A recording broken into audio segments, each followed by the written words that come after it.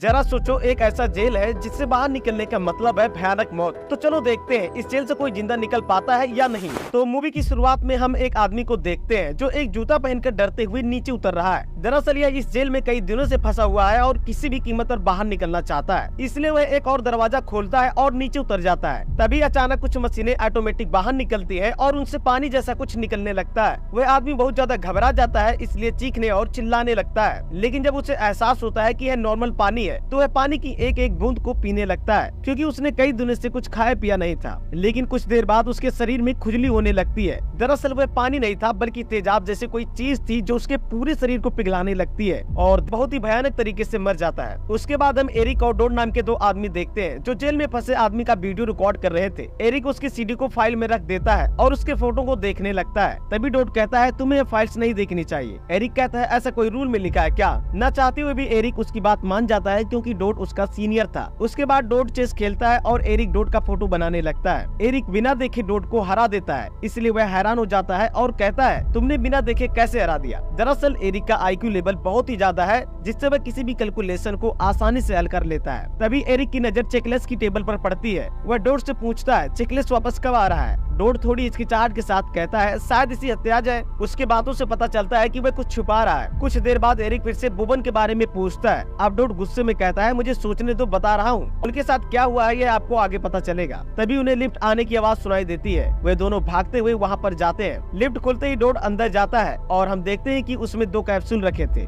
एक हरा रंग का जो एरिक का था और दूसरा लाल रंग का जो डोड का था। दरअसल यह कैप्सूल इनका खाना है और इन्हें यहाँ पर कैप्सूल के माध्यम से खाना दिया जाता है। उसके बाद डोड एक कार्ड उठाता है जिस पर लिखा था अब रिम स्टीपर रूम नंबर 170409 को रिकॉर्ड करना है। इसके बाद एरिक 170409 को जूम करता है जो एक लड़की है जिसका नाम रेंस है। वह एक आर्म मशीन चालू करता है जिससे एक लेजर निकलता है और उसके ब्रेन मेमोरी को स्कैन करता है। फिर वह उसके सपने को रिकॉर्ड करने लगता है जहाँ पर हम देखते हैं कि रेंस अपनी बेटी के साथ जंगल में घूम रही थी। तभी एक आदमी रेंस की बेटी को उठा लेता है और दूसरा आदमी रेंस को बेहोशी का इंजेक्शन लगा देता है, लेकिन रेंस उसकी पूरी मेमोरी रिकॉर्ड हो जाती है। इसके बाद एरिक डोड से पूछता है आखिरी बार तुम बाहर कब गए थे, कुछ याद है? डोड कहता है सपने में कल बीच पर गया था। एरिक गुस्से में कहता है तुम सच में बाहर कब गए थे? डोड थोड़ी देर सोचकर कहता है मुझे कुछ याद नहीं आ रहा है। एरिक कहता है मुझे भी कुछ याद नहीं आ रहा है, ये बहुत अजीब बात है। डोड उसे एक तस्वीर दिखाता है। एरिक कहता है ये चेकलेस के बच्चे हैं। डोड कहता है लेकिन अब यह अनाथ हो चुके हैं। एरिक कहता है लेकिन तुम तो कह रहे थे कि वह बाहर घूमने के लिए गया है। डोड कहता है तुम मरना चाहते हो क्या? ज्यादा सवाल पूछना बंद करो, और वहाँ से चला जाता है। उसके बाद एरिक रेंस को देखता है जिसे होश आ गया है। वह आश्चर्य से इधर उधर देखती है जिसके कपड़े पर उसका नाम लिखा था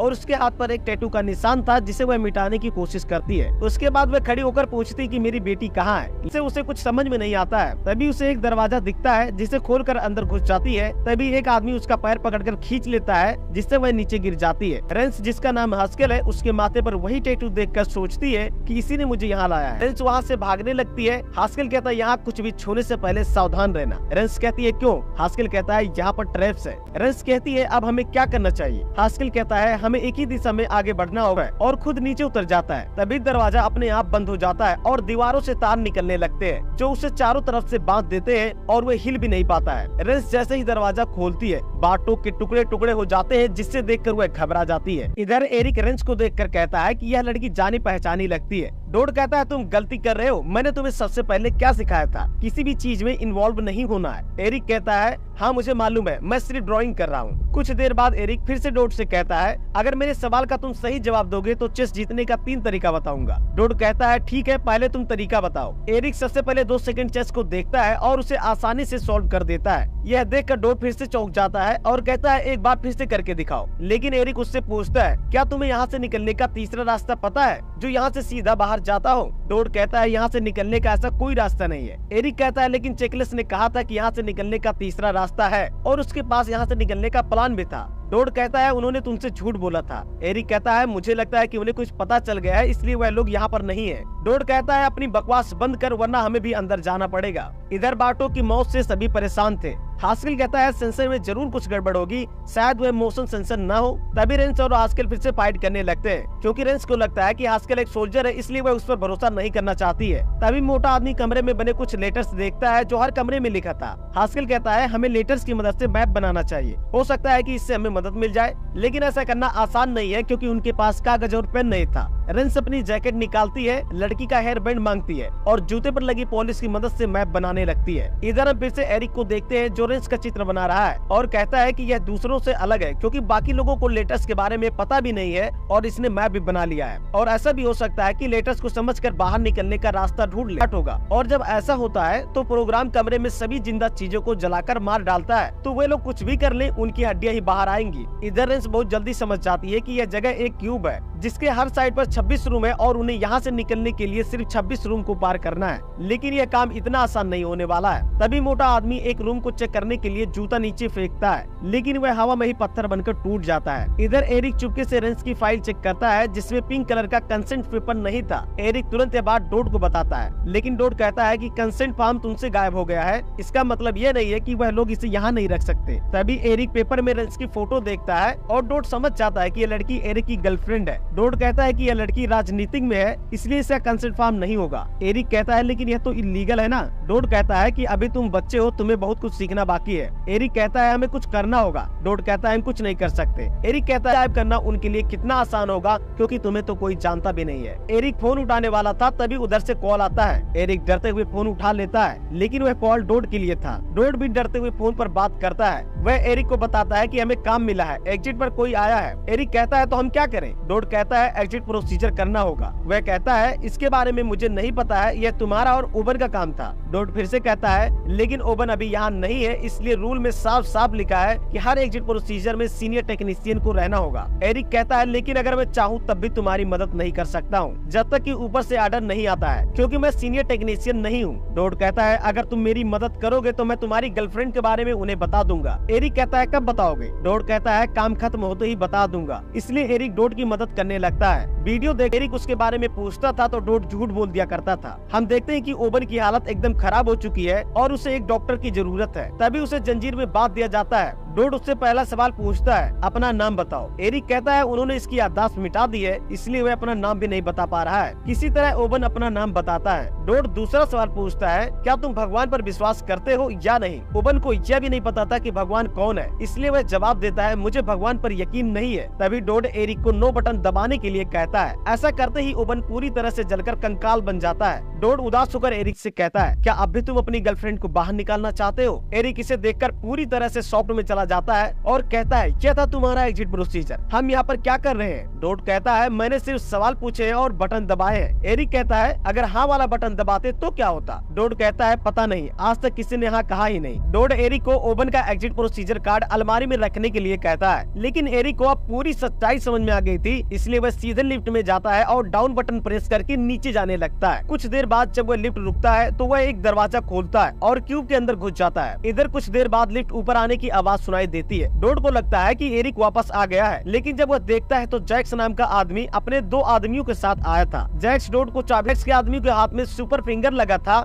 जिसकी मदद से वह एरिक को ढूंढने लगते हैं। डोड यह सब देखकर बहुत डर रहा था, इसलिए वह जैक्स से कहता है मुझे भी कुछ काम करना है। जैक्स उसे एक कार्ड देता है और रेंस ग्रुप को ढूंढने के लिए कहता है। इधर हम रेंस के ग्रुप में एक लड़की को देखते हैं जो रूम में जूते फेंकती है और सेफ रूम समझकर नीचे उतर जाती है, लेकिन दरवाजा अपने आप बंद हो जाता है। रेंस दरवाजा खोलकर देखती है तो वह जा चुकी थी और जब क्यूब रुकता है तो वह डरते हुए आगे बढ़ती है। तभी उसके पैरों में सुई घुस जाती है जो उसके अंदर एक वायरस छोड़ देती है और वह बेहोश हो जाती है। इधर एरिक एक मैप बनाता है और रेंस का कमरा ढूंढने के लिए कैलकुलेशन करता है और उसे समझ में आ जाता है कि वह किस कमरे में है। इधर रेंस का ग्रुप उस लड़की को ढूंढते हुए उसी कमरे में पहुंच जाता है जहां लड़की बेहोश पड़ी थी। तभी मोटा आदमी उसे जगाता है। लड़की का चेहरा पूरा जल चुका था क्योंकि उसके अंदर पूरी तरह से वायरस फैल चुका था। वह लड़की मोटे आदमी को खरोच लेती है जिससे उसके अंदर भी वायरस फैल जाता है और उसका चेहरा भी जलने लगता है। हास्केल मोटे आदमी से कहता है हम एक शर्त पर तुम्हें अपने साथ रखेंगे, आपसे तुम ही सबसे पहले हर रूम को आगे चलकर चेक करोगे। वह उन सब की बात मान जाता है और एक रूम को चेक करने के लिए खोलता है। तभी हास्केल उसे पीछे से धकेल देता है। अंदर जाते ही दरवाजा बंद हो जाता है और कुछ मशीनें दीवार से बाहर निकलती है, जिससे बहुत तेजी से आवाज निकलती है और मोटा आदमी ब्लास्ट हो जाता है। जब रेंस देखती है कि वह आदमी मर चुका है, वह हास्केल को आवाज सुनते ही रेंस कहती है वो लोग हमारे सपने को देखते हैं और एरिक का गला दबाने लगती है। लेकिन एरिक कहता है मैं यहाँ तुम्हारी मदद के लिए आया हूँ।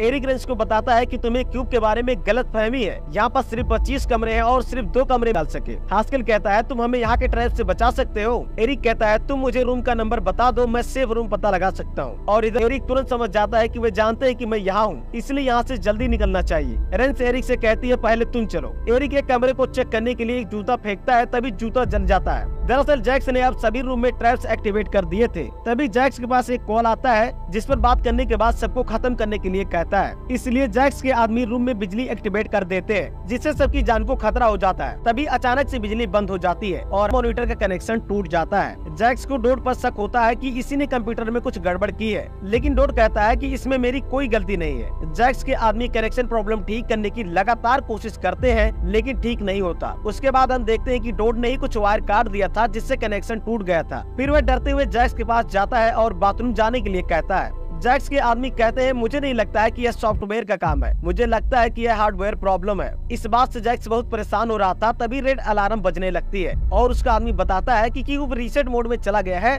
जिसमें 10 मिनट का समय लगेगा। इधर रेंस रूम चेक करने के लिए दरवाजा खोलने जाती है, तभी सभी दरवाजा अपने आप खुलने लगता है। तभी एरिक कहता है कि पावर चला गया है, इसलिए ट्रैप्स काम नहीं करेंगे और क्यूब रीसेट मोड में चला गया है। सिस्टम रिस्टार्ट होने से पहले अगर हम एग्जिट पॉइंट पर नहीं पहुँचे तो रूम कमरे में मौजूद हर जिंदा चीज को जलाकर खत्म कर देगी। इसलिए रेंस बहुत ज्यादा घबरा जाती है और कहती है हमें किस तरफ जाना चाहिए। एरिक कहता है हमारे पास बाहर निकलने के लिए 3 सेकंड होंगे। इधर हम देखते हैं कि डोड बाथरूम के बहाने सभी वायर तोड़ रहा था, लेकिन जैक्स उसे पकड़ लेता है। जैक्स उससे एक पलक मांगता है, जिसे डोड ने कंप्यूटर से निकाल लिया था। डोड पलक उसे देने से मना करता है, इसलिए वह पलक को खा लेता है, लेकिन जैक्स उसे पैरालाइज कर देता है और एक चाकू से उसके पेट को चीर कर निकाल लेता है। एक आदमी जैक्स को बताता है कि 5 मिनट के बाद क्लीन स्वीप होगा, उसके बाद हमारा प्रॉब्लम अपने आप सॉल्व हो जाएगा। लेकिन जैक्स कहता है हमारे पास इतना टाइम नहीं है। हमारे चूहों में से एक सोल्जर है जिसका नाम हास्केल है और ऐसे लोगों में बायोचिप लगाते हैं। उसका आदमी तुरंत हास्केल का पता लगाता है और उसके चिप को हैक कर लेता है, इसलिए उसके शरीर में बहुत ज्यादा दर्द होता है और वह नीचे गिर जाता है। हास्केल बहुत ऊपर से गिरा था, इसलिए एरिक और रेंस को लगता है कि वह मर गया, इसलिए वे दोनों आगे की तरफ बढ़ते हैं। और हम इधर देखते हैं कि हास्केल एक सोल्जर में एक्टिवेट हो गया है,